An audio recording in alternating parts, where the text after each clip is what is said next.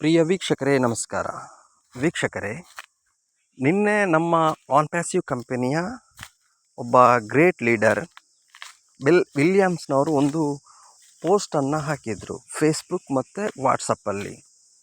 ಅದರಲ್ಲಿ ಅವರು US ಅಂದರೆ ಅಮೇರಿಕದ ಜನರ 1 ತಿಂಗಳ ವರಮಾನ, ಹಾಗೆ ಭಾರತದ 1 ತಿಂಗಳ ವರಮಾನ ಅಂದರೆ ಎಷ್ಟೆಷ್ಟು ಇರ್ತದೆ, ಮತ್ತು ಅದರಲ್ಲಿ ಹೇಗೆ ಫ್ಯಾಮಿಲಿ ಮೇಂಟೆನ್ಸ್ ಎಲ್ಲ ಮಾಡಲಿಕ್ಕೆ ಆಗುತ್ತೆ, ಇದರ ಬಗ್ಗೆ ಒಂದು ಪೋಸ್ಟನ್ನು ಅವರು ಶೇರ್ ಮಾಡಿದರು.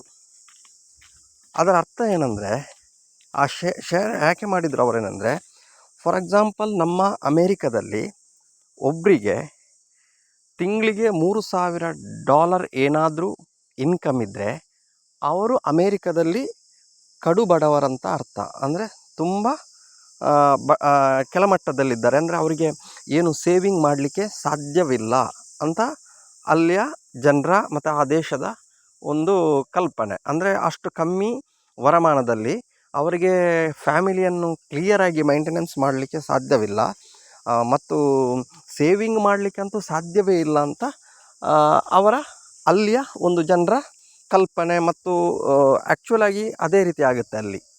ಅಂದರೆ ಅಲ್ಲಿಯ ಆ $3,000 ಅಂದರೆ ಹೆಚ್ಚು ಕಮ್ಮಿ ಭಾರತದ 2,40,000 ಸಮಥಿಂಗ್ ಆಗುತ್ತೆ.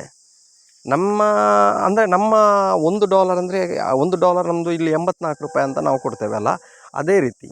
ಹಾಗಾಗಿ ನಮ್ಮ ಭಾರತದಲ್ಲಿ ಒಬ್ಬರು ಒಂದು 15,000 ಇನ್ಕಮ್ ಇದ್ದವನಿಗೆ ಅವನ ಒಂದು ಲೈಫ್ ಸ್ಟೈಲ್ ಹೇಗಿರ್ಬೋದು ನಾವೊಂದು ಥಿಂಕ್ ಮಾಡುವ. ಯಾಕೆಂದರೆ ಒಬ್ಬರು 15,000 ಇದ್ದರೆ ಅವನಿಗೆ ಫ್ಯಾಮಿಲಿ ಮೇಂಟೆನೆನ್ಸ್ ಮಾಡಲಿಕ್ಕೆ ಕಷ್ಟ, ಮತ್ತು ಸೇವಿಂಗ್ ಮಾಡಲಿಕ್ಕೆ ಸಾಧ್ಯ ಉಂಟಾ?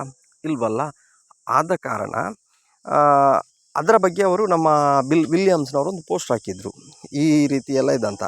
ಇದು ಯಾಕೆ ನಾವು ಹೇಳ್ತಾ ಇದ್ದೇವೇನೆಂದರೆ, ನಮ್ಮ ಆನ್ ಪ್ಯಾಸಿವ್ದು ಒಂದು ಕಲ್ಪನೆ ಏನಂದರೆ, ಅದು ನಮ್ಮ ಇಂಡಿಯಾದ ಭಾರತದಕ್ಕೆ ಸರಿಯಾಗುವ ರೀತಿಯಲ್ಲಿ ಮಾಡಿದ್ದಲ್ಲ, ಅದು US ಡಾಲರ್ ಅಂದರೆ ಅಮೇರಿಕದ ಕಲ್ಪನೆ.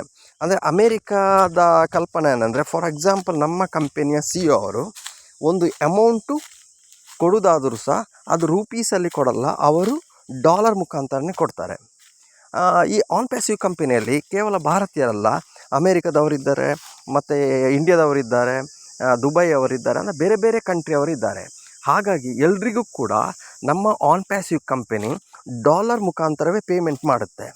ಅಂದರೆ ಅವರ ಎಲ್ಲ ಪರಿಕಲ್ಪನೆ ಏನಂದರೆ, ಅಮೇರಿಕದಲ್ಲಿ ಹೇಗೆ ಪೇಮೆಂಟ್ ಆಗ್ತದೆ ಆ ರೀತಿಯಲ್ಲಿ ಅವರು ಪೇಮೆಂಟ್ ಕೊಡ್ತದೆ. ಅಂದರೆ ನಮ್ಮ CEO ಅವರದು ಒಂದು ಮೈಂಡ್ ಏನಂದರೆ, ಅಮೇರಿಕದಲ್ಲಿ ಹೇಗೆಲ್ಲ ಪೇಮೆಂಟ್, ಯಾವ ರೀತಿಯಲ್ಲಿ ಒಬ್ಬರಿಗೆ ಪೇಮೆಂಟ್ ಮಾಡ್ತಾರೆ, ಒಬ್ಬರು ಎಜುಕೇಷನ್ ಇರುವವನಿಗೆ ಆಗಿರ್ಬೋದು ಅಥವಾ ಎಜುಕೇಷನ್ ಅಲ್ಲಿ ಇಲ್ಲದವನಾಗಿರ್ಬೋದು, ಅವರಿಗೆ ಒಂದು ಜೀವನ ಸಾಗಿಸಲಿಕ್ಕೆ ಎಷ್ಟು ಅಲ್ಲಿ ಬೇಕಂದರೆ ಅಲ್ಲಿದ್ದು $3,000 ಅಂದರೆ ಭಾರತದ್ದು 2,40,000 ಸಮಥಿಂಗ್ ಆಗುತ್ತೆ. ಹಾಗಾಗಿ ಅಲ್ಲಿ ಅಮೇರಿಕಾದಲ್ಲಿ 2,40,000 ಇಂಡಿಯಾದ್ದು ಮನಿ ಅಂದರೆ ಅಲ್ಲಿ $3,000 ಅಂದರೆ ಅಲ್ಲಿ ಅವನು ಬಹಳ ಕೆಳಮಟ್ಟದಲ್ಲಿದ್ದಾನೆ ಅಂತ ಅರ್ಥ. ಅಂದರೆ ಇನ್ಕಮ್ ಅವನ ಹತ್ರ ತುಂಬ ಕಮ್ಮಿ ಇದೆ ಅಂತ ಅರ್ಥ. ಹಾಗಾಗಿ ಅಲ್ಲಿದ್ದು ಒಬ್ಬರ ಇನ್ಕಮ್ ಅಂದರೆ ಈಗಿನ ಲೆಕ್ಕಾಚಾರ ಪ್ರಕಾರ ಒಬ್ಬರಿಗೆ ಒಂದು ತಿಂಗಳಿಗೆ $5,000 to $8,000 ಇದ್ದರೆ ಮಾತ್ರ ಅವನು ಸ್ವಲ್ಪ ಒಳ್ಳೆ ರೀತಿಯಲ್ಲಿ ಜೀವನವನ್ನು ಸಾಗಿಸ್ಬೋದಂತ ಅಲ್ಲಿದ್ದು ಲೆಕ್ಕ. ಹಾಗಾಗಿ ಅಲ್ಲಿ ಕಮ್ಮಿ ಅಂದರೂ ಸಹ ಒಬ್ಬೊಬ್ಬರಿಗೆ $5,000ಗಿಂತ ಹೆಚ್ಚೇ ಪೇಮೆಂಟೆಲ್ಲ ಇರುತ್ತೆ.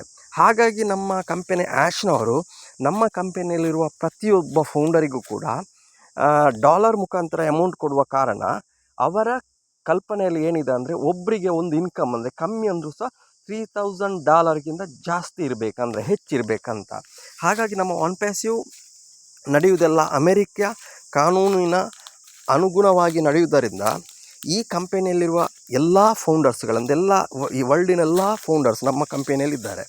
14,25,000 ಜನರಿದ್ದಾರೆ. ಈ 14,25,000 ಜನರಿಗೂ ಕೂಡ ಅವರು ಕೊಡುವ ಪೇಮೆಂಟ್ ಎಲ್ಲ ಅಮೇರಿಕನ್ ಪೇಮೆಂಟ್ ಟೈಪಲ್ಲಿ ಇರ್ತದೆ, ಅಂದರೆ ಡಾಲರ್ ಮುಖಾಂತರ ಪೇಮೆಂಟ್ ಮಾಡುವಂಥದ್ದು. ಹಾಗಾಗಿ ಪ್ರತಿಯೊಬ್ಬ ಫೌಂಡರಿಗೂ ಕೂಡ ಹೆಚ್ಚು ಕಮ್ಮಿ ಪರ್ ಮಂತಿಗೆ ಆ್ಯಶ್ನವರ ಒಂದು ಕಲ್ಪನೆ ಹಾಗೆ ಒಬ್ಬೊಬ್ಬರಿಗೆ ಒಂದೊಂದು ಫೌಂಡರ್ಗಳಿಗೆ ಕಮ್ಮಿ ಅಂದರೂ ಸಹ $3,000ಗಿಂತ ಹೆಚ್ಚೇ ಅವರು ಪೇಮೆಂಟ್ ಕೊಡ್ತಾರೆ ಕೂಡ. ಹಾಗಾಗಿ ನಮ್ಮ ಕಂಪೆನಿಲಿ ಎಲ್ಲ ಫೌಂಡರ್ಗಳು ಕೂಡ ಯಾವುದೇ ಕಾರಣಕ್ಕೂ ನೀವು ಟೆನ್ಷನ್ ಮಾಡಬೇಡಿ. ಯಾಕೆಂದರೆ ಮುಂದಿನ ದಿನಗಳಲ್ಲಿ ನಮ್ಮ ಕಂಪೆನಿಯ ಎಲ್ಲರಿಗೂ ಕೂಡ ಡಾಲರ್ ಮುಖಾಂತರ ಪೇಮೆಂಟ್ ಆಗುವ ಕಾರಣ ನಮಗೆ ಪ್ರತಿಯೊಬ್ಬ ಫೌಂಡರ್ಗಳಿಗೆ ಕಮ್ಮಿ ಅಂದರೂ ಸಹ ಇಂಡಿಯಾದ್ದು 2,40,000ಗಿಂತ ಮೇಲೆ ನಮಗೆ ಪೇಮೆಂಟ್ ಸಿಗುವ ಸಾಧ್ಯತೆ ಇದೆ. ಹಾಗಾಗಿ ನಾವು ಇಷ್ಟೊಳಗೆ ಏನೆಲ್ಲ ಹೇಳ್ತಿದ್ದೆವು, ನಮಗೆ ಪೇಮೆಂಟ್ ಬರಲ್ಲ ಹಾಗೆ ಈಗ ತುಂಬ ಜನ ಥಿಂಕ್ ಮಾಡ್ತಾ ಇದ್ದಾರೆ. ಖಂಡಿತವಾಗಿಯೂ ಪೇಮೆಂಟ್ ಸಿಗುತ್ತೆ, ಸ್ವಲ್ಪ ಲೇಟ್ ಆಗ್ಬೋದು, ಹೇಳಲಿಕ್ಕಾಗಲ್ಲ. ಆದರೆ ನಮಗೆ ಸಿಗುವ ಅಮೌಂಟು ಒಂದು ಗುಡ್ ಅಂದರೆ ನಮಗೆ ಈಗ ಭಾರತದವರಿಗೆ ಹೆಚ್ಚು ಕಮ್ಮಿ ಅಂದರೆ ನಾವು ಇಂಡಿಯನ್ಸ್ಗೆ ಪರ್ ಮಂತಿಗೆ ಮಿಡ್ಲ್ ಕ್ಲಾಸ್ಗೆ 50,000-60,000 ರೂಪಾಯಿ ಏನಾದರೂ ತಿಂಗಳಿಗೆ ಸಿಕ್ಕಿದರೆ ಅದರಲ್ಲಿ ಅವರಿಗೆ ಉತ್ತಮವಾದ ಜೀವನವನ್ನು ಲೀಡ್ ಮಾಡ್ಬೋದು. ಅಂದರೆ ಎಜುಕೇಷನ್ ಸಹ ಕೊಡ್ಬೋದು, ಮನೆಯದ್ದು ಮೈಂಟೆನ್ಸ್ ಸಹ ಮಾಡ್ಬೋದು, ಎಲ್ಲವನ್ನು ಮಾಡಲಿಕ್ಕೆ ಸಾಧ್ಯತೆ ಇದೆ. ಕಮ್ಮಿ ಅಂದರೆ 60,000 ರೂಪೀಸ್ ಆದರೂ ಸಹ ಇನ್ಕಮ್ ಬೇಕಾಗ್ತದೆ ನಮ್ಮ ಭಾರತದಲ್ಲಿ ಮಧ್ಯಮ ವರ್ಗದವರಿಗೆ. ಆದರೆ ಇಲ್ಲಿ ತುಂಬ ಜನರಿಗೆ ಅಂದರೆ ಹೈಯೆಸ್ಟ್ ಜನರಿಗೆ 15,000-20,000 ಸಂಬಳ ಇರುವಂಥದ್ದು, ಅಂದರೆ ಸ್ಯಾಲ್ರಿ ಸಿಗುವಂಥದ್ದು.